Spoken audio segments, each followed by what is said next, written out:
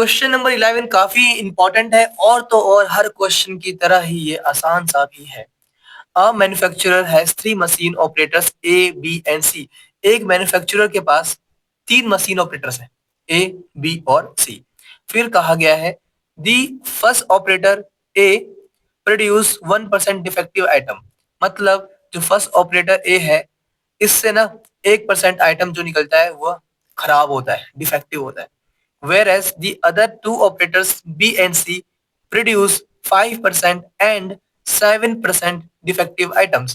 और तो और जो ऑपरेटर बी है और सी है, मतलब मशीन बी और सी दोनों के दोनों एक 5% डिफेक्टिव आइटम्स निकालता है और एक 7% डिफेक्टिव आइटम्स निकालता है, या बोलो प्रोड्यूस करता है। ओके, ये बातें हमें गिवन है। ठीक, यहाँ पे डिफेक्टिव की बात चल रही है। फिर कहा गया है A is on the job for 50% of the time. अब ध्यान से देखो, ए क्या है? 50% टाइम जो होता है ना, मतलब ज्यादातर टाइम हमारा ए ऑपरेटर यूज होता है, और वो भी 50% टाइम। ठीक है। उसके बाद be on the job for 30%। जो बी वाला हमारे पास मशीन है वो 30% टाइम यूज हो रहा होता है। ठीक है। और बचा कितना? 20%। तो लिखा होगा यहाँ पे देखो, C on the job for 20% of the time. जो सी मशीन है वो 20% टाइम यूज हो रहा होता है। समझ पाए? मतलब ए 50% टाइम्स यूज हो रहा है, बी 30% और सी हमारा 20%। ओके। अब मुझे बताओ कि हमें निकालना क्या है। इसके लिए ये लास्ट लाइन भी पढ़ लो। A defective item is produce, what is the probability that it was produced by ए।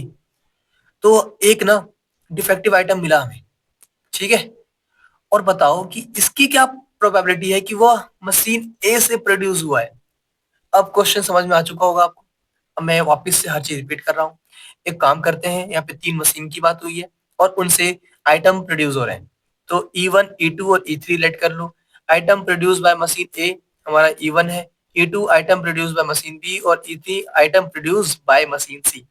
उसके बाद यहाँ पे डिफेक्टिव की बात हुई है ना, उसी की प्रोबेबिलिटी निकालनी है। What is the probability that it was produced by machine A से निकला है और क्या है? डिफेक्टिव है। ठीक है, तो जिसकी बात हो रही है उसे हम ए मानते हैं, है ना, जो हो चुका है। डिफेक्टिव निकल चुका है, अब बताना है मशीन ए से निकलेगा, तो जो हो चुका है उसे हम ए मानते हैं। तो ए क्या है? Item chosen is found to be defective, मतलब डिफेक्टिव, खराब आइटम मिला है। अब हमें सोचने वाली बात क्या है कि जानते हैं हम हर क्वेश्चन में क्या करते हैं, हमें इसकी प्रोबेबिलिटी चाहिए। मतलब मैं आपसे पूछ रहा हूं कि पी ऑफ E1 क्या है। तो कुछ बच्चे बोलेंगे कि सर पी ऑफ E1 1% है ना, ये बोलोगे आप। पी ऑफ E1 क्या है? 1%। ये बोलोगे तो आंसर गलत होगा, क्योंकि 1% पी ऑफ E1 नहीं है। प्रोबेबिलिटी ऑफ मशीन ए नहीं E1 है, मतलब हमारा 1% है। हमारा 1% क्या है कि 1% ये है कि डिफेक्टिव आइटम निकला है। समझ पा रहे हो? डिफेक्टिव आइटम की प्रोबेबिलिटी 1% है, ना कि मशीन ए की, है ना, मशीन ए की। तो सोचो मशीन ए की कहाँ दे रखी है? ये दे रखा है, पीछे दे रखा है। नीचे हमें मशीन ए की दे रखी है और ऊपर डिफेक्टिव की दे रखी है। तो हर क्वेश्चन थोड़ा घुमा फिरा के कोई क्वेश्चन दे देंगे आपको। ठीक है, तो ऐसा नहीं है, क्वेश्चन पूरा पढ़ना है तब समझना है क्या बोल रहा है। यहाँ पे दे रखा है A is on the job for 50%। जो ए मशीन है वो 50% टाइम जॉब पे होती है, मतलब यूज में होती है। तो प्रोबेबिलिटी ऑफ E1 क्या होगा हमारे पास? ये होगा 50%। ओके, और इसको चेंज कर लो।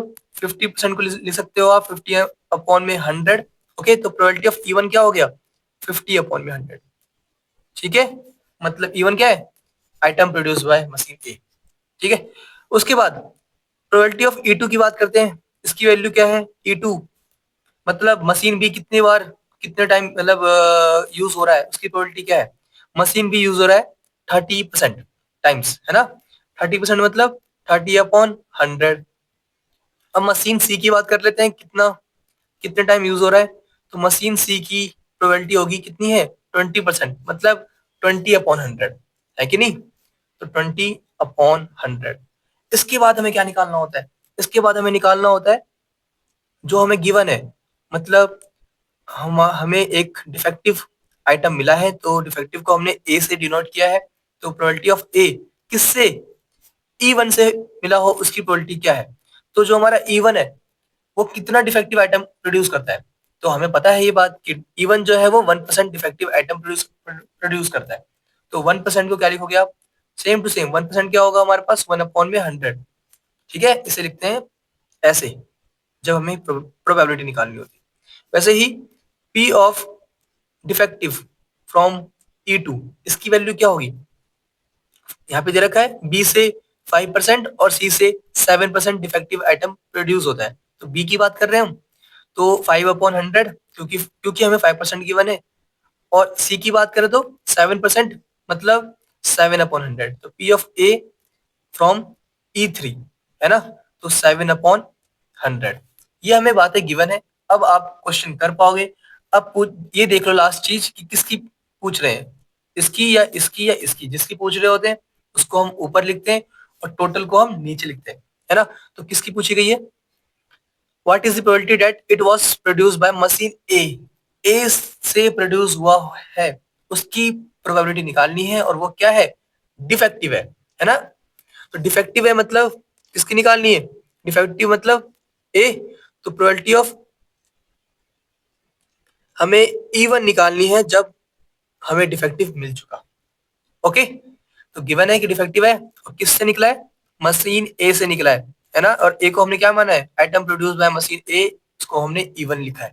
तो प्रोबेबिलिटी ऑफ E1 निकालना है जब ए हो चुका, मतलब डिफेक्टिव निकल चुका। तो ये हमें ऊपर रखना है और टोटल को नीचे। तो फॉर्मूला क्या बनेगा, P ऑफ E1 ये इंटू में ये, P ऑफ E1 इंटू में P ऑफ ए जब E1 हो चुका, और डिवाइड में सबको मल्टीप्लाई करके ऐड कर दो, ये इंटू ये प्लस ये इंटू ये प्लस ये इंटू ये, मतलब P of E1 into P of A जब E1 हो चुका, plus P of E2 into P of A जब E2 हो चुका। तो मैंने क्या किया है अभी, ये इंटू ये कर दिया यहाँ पे, फिर ये इंटू ये भी कर दिया, है ना। P ऑफ E2 इंटू ए जब E2 हो चुका। अब बचा क्या है, ये वाला, इन्हें भी मल्टीप्लाई कर दो और प्लस में लिख दो P of E3 into P of A जब E3 हो चुका। ओके, तो अब इनकी वैल्यूज निकालनी है, ये काफी इजी है। ये इंटू में ये, मतलब 50/100 इंटू में 1/100, और टोटल डिवाइड में सब कुछ लिखते जाओ। ये इंटू में ये 50/100 इंटू 1/100, प्लस ये इंटू में ये 30/100 इंटू में 5/100, प्लस ये इंटू में ये 20/100 इंटू में 7/100। ओके, ये सारी बातें आपको लिखनी होंगी। इसे सॉल्व कर लो, काफी इजी है सॉल्व करना, है कि नहीं। तो आप चाहो तो सबके नीचे क्या है, 100/100, तो कैंसिल कर सकते हो कॉमन लेके, तो कॉमन लेके कैंसिल कर देना। तो बचेगा क्या ऊपर 50, 50 × 1 50, 30 × 5 150, 20 × 7 140। ओके, इन्हें ऐड कर लो तो आपको मिल जाएगा जो भी मिलेगा 50 अपॉन में नीचे क्या आने वाला है 5 200, मतलब 340। तो 0 से 0 कैंसिल, तो हमें बच रहा है हमारे पास 5/34। ये हमारा आंसर आ गया। ओके, बस आपको इतना ही करना था, ठीक है।